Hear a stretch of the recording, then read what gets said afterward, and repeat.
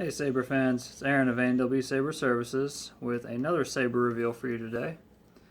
The Saberforge Ka'tano with that wonderful chrome plating. It is a finger magnet from hell.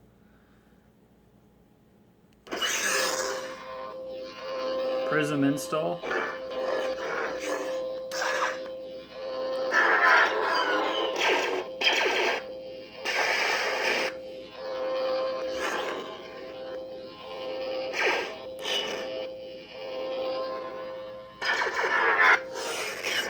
The LED it's running is a lime green and white LED. And you'll notice I have a dual tactile switch set up. I originally got this from Carlos Hernandez. Ended up heating it up too much to where the epoxy came loose and redid the epoxy myself. And I used Shameem's chassis for this. And this one is going to be used for dueling fairly often. So, you naturally want to test it out to the extent that it should be. So, I mean, whenever I had the blade in and I was whacking it a little bit, of course, that came loose, the cover tech came loose, and this came loose. The threading on this, there's almost no threading on it because it's barely held in there. So, epoxy, Loctite, thread locker.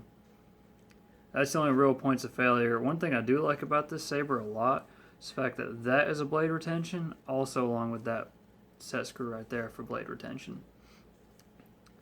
On to the fun part. I have a 2-watt 4-ohm bass speaker, recharge port, and there's Shameem's nice little chassis, recharge port again. And you'll notice I have some SMD LEDs up in there. The green and amber seemed like it fit very well for it.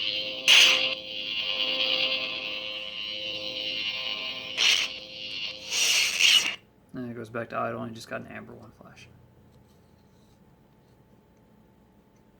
You notice it's nice and tight in there too, that way it's not shaking around anywhere.